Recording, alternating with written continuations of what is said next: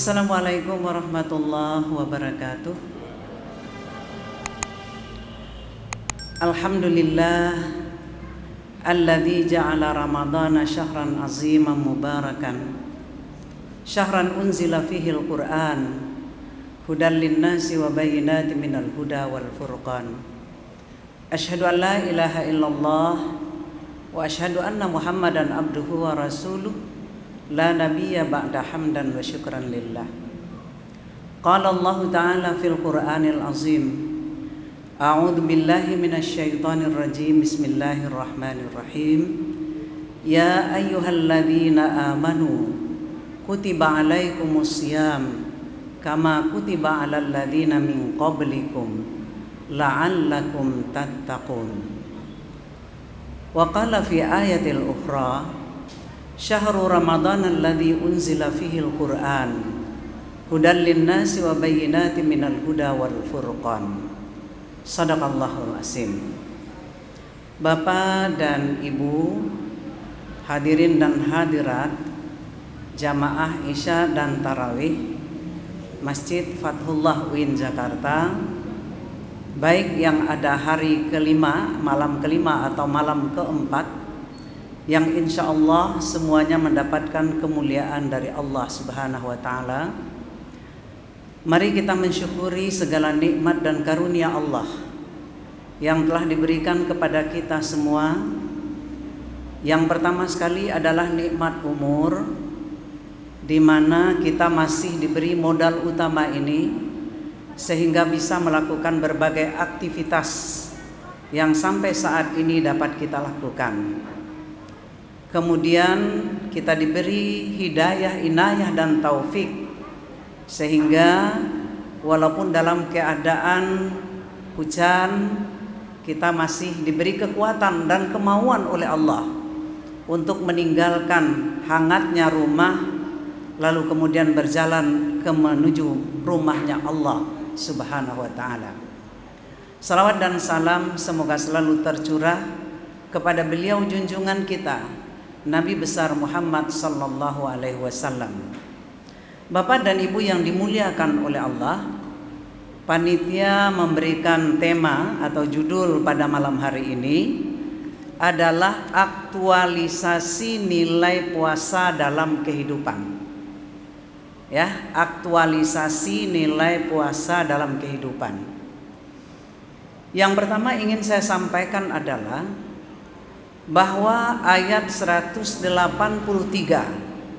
dari surat Al-Baqarah yang kita semuanya hafal itu menunjukkan bahwa puasa tidak sekadar hanya menahan diri dari yang membatalkan puasa, makan, minum dan campur. Tetapi puasa target utamanya adalah tazkiyatun nafs, mensucikan diri. Karena Allah memberikan target kepada kita, la'allakum tattaqun. Hai orang yang beriman, diwajibkan kepada kalian berpuasa seperti yang telah diwajibkan kepada orang-orang yang sebelum kalian. Untuk apa? La'allakum tattaqun. Mudah-mudahan kalian menjadi orang yang bertakwa. Artinya apa ini? Bahwa apa yang akan kita peroleh dari ibadah puasa dan amaliyah lain yang kita lakukan itu sangat tergantung kepada bagaimana upaya kita. Karena Allah memakai kalimat la'alla. La'alla itu litamanni, artinya semoga. Artinya tidak semua orang yang berpuasa akan lahir nanti di akhir Ramadan menjadi orang yang bertakwa. Hari ini masih malam yang kelima atau keempat. Masih banyak waktu bagi kita untuk melakukan evaluasi diri. Dengan tingkat keimanan seperti apa kita mulai puasa, dan apa yang harus kita lakukan untuk mencapai derajat ketakwaan yang paling tinggi. Semoga target yang diberikan oleh Allah itu akan dapat diwujudkan. Bapak dan Ibu yang dimuliakan oleh Allah, berhasil tidaknya Ramadan itu tidak akan dapat kita lihat dan rasakan ketika Ramadan masih berlangsung. Tetapi berhasil tidaknya kita dalam latihan ini akan terbukti ketika kita telah melewati masa-masa madrasah ini, masa-masa diklat ini. Ketika kita sudah kembali kepada kehidupan kita sehari-hari, mulai dari bulan Syawal sampai kepada bulan Sya'ban nanti, apakah hasil daripada diklat itu dapat kita praktekkan di dalam kehidupan kita atau tidak? Untuk itu, dalam rangka mencoba untuk memberikan sharing terhadap tema ini, aktualisasi nilai-nilai puasa dalam kehidupan, yang pertama sekali yang harus kita dapatkan dari latihan puasa itu adalah pengendalian diri. Dari apa? Dalam puasa ada yang membatalkan puasa dan ada yang merusak nilai puasa. Itu harus dibedakan. Yang membatalkan puasa itu adalah makan, minum, campur.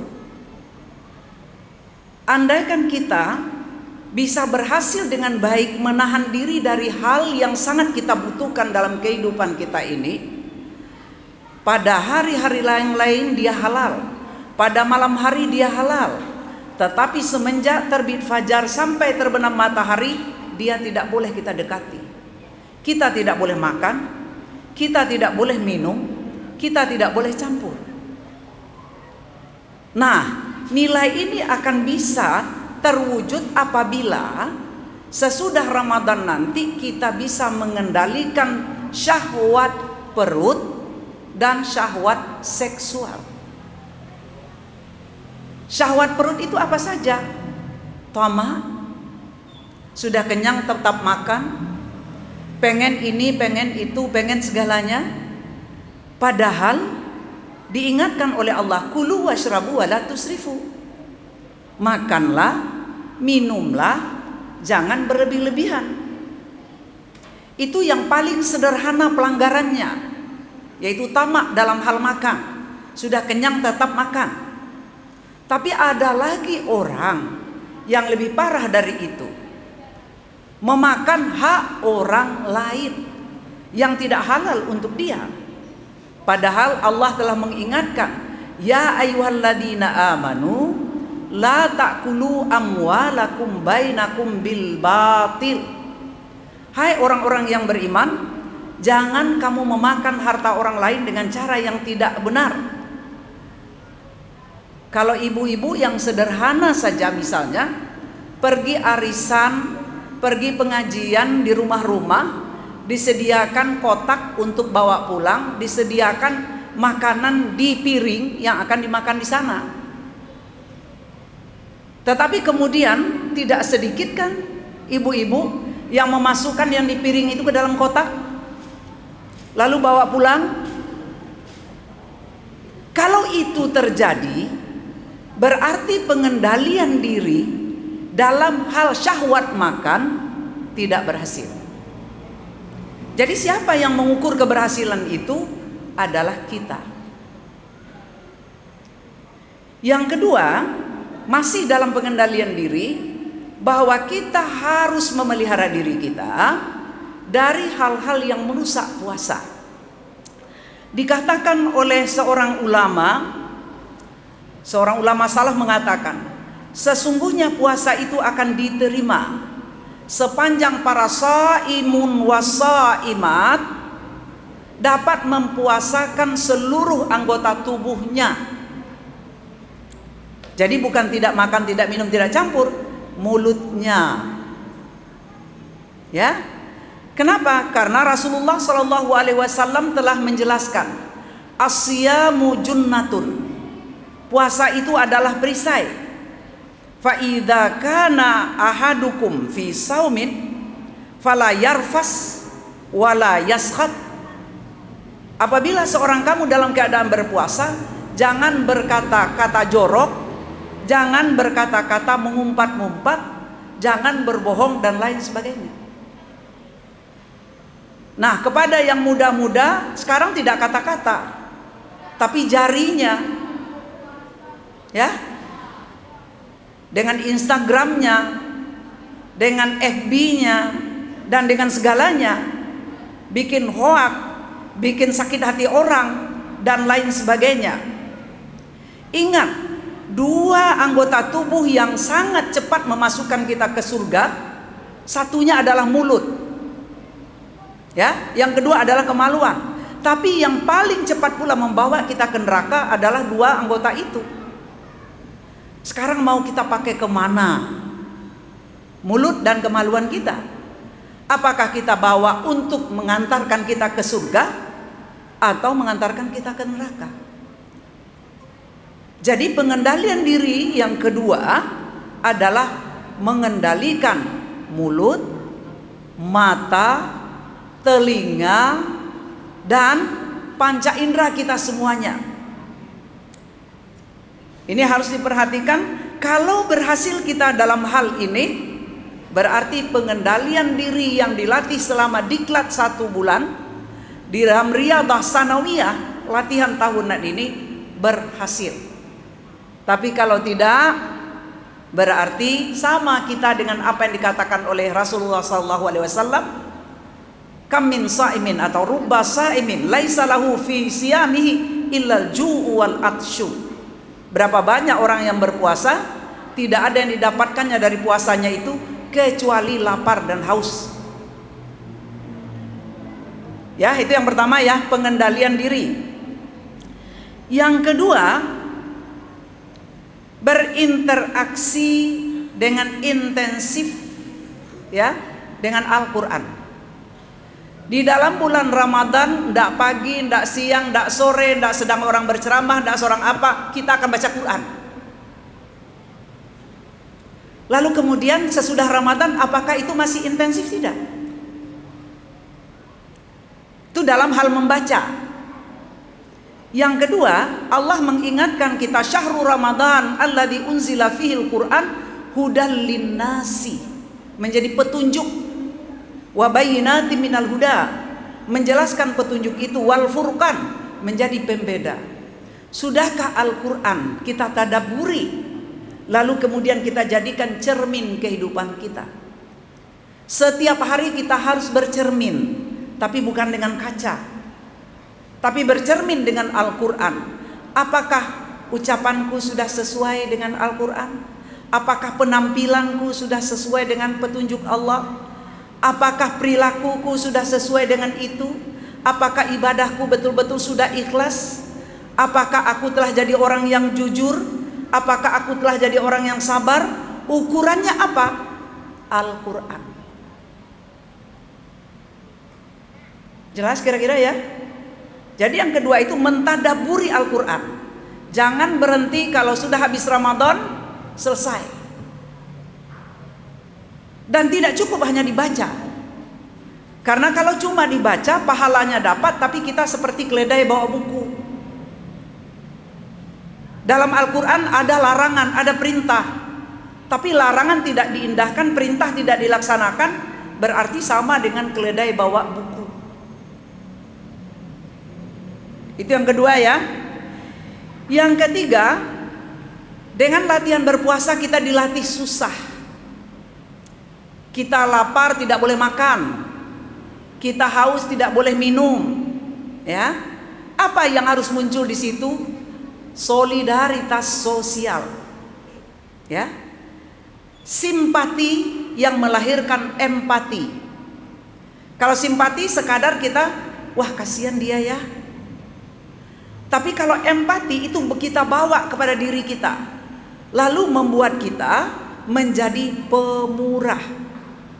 Memperhatikan orang lain, menolong orang lain. Ingat, Allahu fi aunil abdi madamal abdu fi auni akhi. Allah itu akan selalu menolong hambanya kalau hamba mau menolong saudaranya. Tapi kalau kita sudah nafsi-nafsi, yang sederhana saja ya, dalam hal memperhatikan. Ini anak-anakku ya yang tidak pakai masker, orang lain ketakutan. Itu berarti tidak ada toleransi, tidak ada solidaritas sosial, tidak memperhatikan orang lain. Sementara bertemunya hidung dengan tempat sujud itu adalah kesempurnaan. Tetapi bahaya yang dimunculkan adalah darurat. Ya. Jalbul masalih ya, itu dikebelakangkan, tapi darul mafasid muqaddam ala jalbil masalih. Menghindarkan mafsadah didahulukan dari mengambil maslahat. Maslahatnya apa? Bertemu hidung dengan tempat sujud. Tapi mafsadatnya apa? Tertularnya orang-orang lain oleh kita. Ya, ini masalah empati dan simpati. Ittaqun nar walau bisyikit tamrati, kata Rasulullah. Hindarilah neraka itu walau hanya dengan satu biji kurma. Berbagilah, walaupun kita dibagi orang, tapi antara yang dibagi itu bisa kita bagi kepada orang lain. Dan bisa dijabarkan lebih jauh, karena waktu kita terbatas, kita cukupkan demikian. Yang keempat, muhasabah. Kemudian muraqabah, muqarabah ilallah. 10 hari terakhir nanti kita akan melakukan i'tikaf. Apa yang dilakukan ketika i'tikaf itu? Apakah cuma sholat? Apakah cuma ngaji? Itu nomor sekian. Yang paling utama adalah mengetahui diri kita, menghitung diri kita, bermuhasabah. Siapa aku? Seperti apa aku? Sedang di mana aku, sesiap apa aku andaikan dipulangkan oleh Allah Subhanahu wa ta'ala. Ini harus kita lakukan. Dan sesudah Ramadan, muhasabah itu pun tidak berhenti, terus dilakukan. Dan ini akan terkait dengan muraqabah, rasa mawas diri. Puasa itu adalah ibadah tertutup. Tidak ada yang tahu kita puasa benaran atau tidak, kecuali diri kita dan Allah Subhanahu wa ta'ala. Karena itu kita dilatih dengan berpuasa itu merasa dimonitor, merasa selalu dilihat, diperhatikan oleh Allah Subhanahu wa ta'ala. Itu yang harus muncul. Sehingga sesudah Ramadan nanti tidak ada di antara kalian, anak-anak kami misalnya, yang berdua-dua laki-laki dan perempuan misalnya di tempat yang sepi. Karena di belakang sana, di jalan sana itu, kalau sudah gelap itu ada bangku-bangku duduk itu orang pakai jilbab dengan orang pakai celana panjang. Nah, ini artinya apa? Orang tidak tahu, betul. Tetapi ingat, wa huwa ma'akum aina ma kuntum. Dia beserta kamu dimanapun kamu berada. Kamu berdua yang ketiganya adalah Allah. Kamu bertiga yang keempatnya adalah Allah. Begitulah dari jumlah yang lebih besar ataupun yang lebih kecil.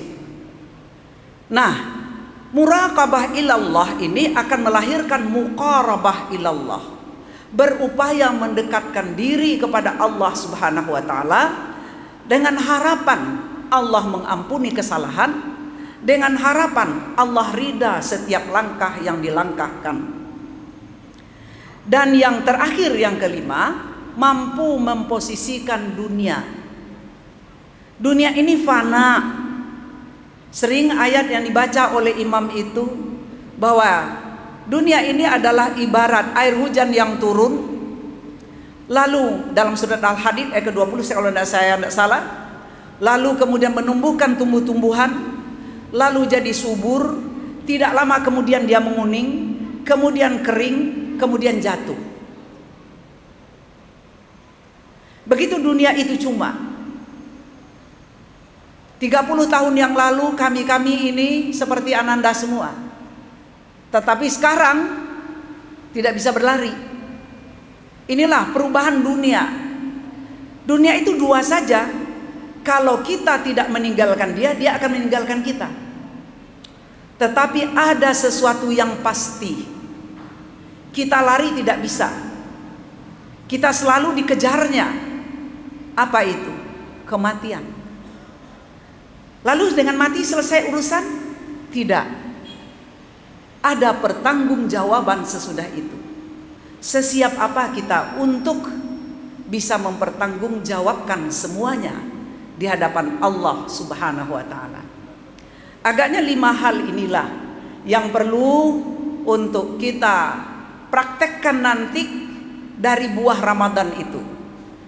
Yang pertama adalah pengendalian diri. Yang kedua, tetap berinteraksi dengan Al-Quran, dijadikan dia pedoman hidup kita, dan kita selalu bercermin dengan dia sehingga kita selalu berjalan pada jalan yang lurus. Yang ketiga, solidaritas sosial, simpati dan empati. Dan yang keempat, selalu bermuhasabah diri. Tidak ada kita ini yang luput dari salah dan silap. Al-khata' wan nisyan sifatani lil insan. Salah dan lupa itu 2 sifatnya manusia. Jangan malu meminta maaf. Ya, jangan merasa bahwa diri kita paling benar. Tidak ada yang paling benar itu kecuali Allah Subhanahu wa ta'ala dan manusia-manusia yang maksum, para rasul, para nabi. Lalu kemudian bagaimana kita bermuhasabah, muraqabah. Ingat, Allah selalu menyertai kita dimanapun kita berada. Allah maha melihat, Allah maha mendengar, Allah maha mengetahui. Andaikan 3 daripada asmaul husna dan sifat Allah ini saja yang terhunjam di diri kita, insya Allah jalan kita akan lurus. Dan yang terakhir, ingat, siapapun kita di dunia ini, kita pasti akan meninggalkannya. Mau menjadi pejabat tinggi, mau jadi orang kaya raya, mau jadi siapapun, dunia akan berhenti ketika malaikat maut datang. Inna lillahi wa inna ilaihi raji'un. Usikum wa iyaya bitaqwallah. Banyak maaf. Assalamualaikum warahmatullahi wabarakatuh.